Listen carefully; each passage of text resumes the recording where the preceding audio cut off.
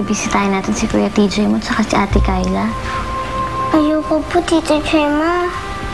Hintayin ko na lang po sila. Di ba po, babalik naman po sila agad? Babalik po agad si Kuya TJ, Tita Gemma. Sana. Kaya nga, bibisitahin natin sila para makamusta natin sila eh. Ayoko po, Tita Gemma, na mamatay po si Kuya TJ. Nawala na nga po si Mami. Nasa kulungan din po si Daddy. Tapos, mawawala din po si Kuya TJ. Hindi naman siguro sa ganun, Kalila.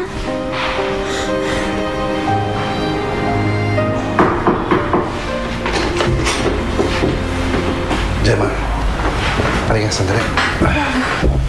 Halika.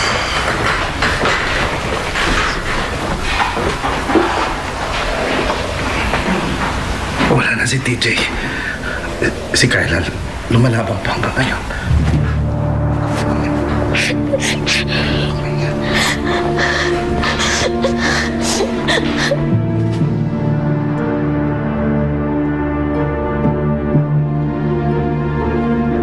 Bakit?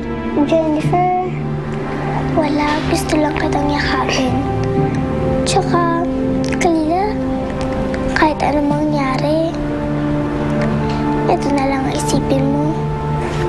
Maraming nagmamahal sa'yo sa bahay na ito. Salamat, Jennifer, ah.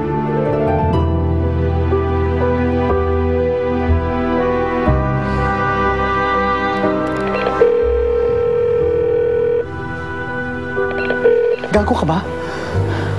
Usapan natin si TJ lang. Paano kung pagpatayin ng anak ko? Sir, ang sabi niyo walang witness. Eh, nakialam siya eh.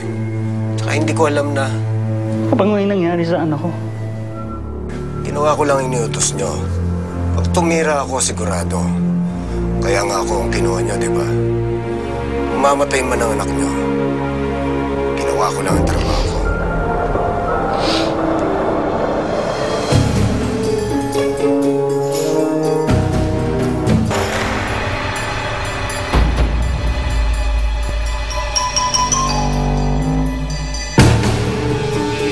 Sino kausap mo, Desmond?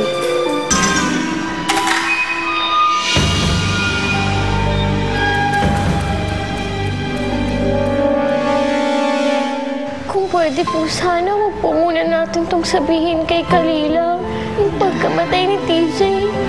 Si Kuya TJ, patay na. Anong sabi mo, Tonton?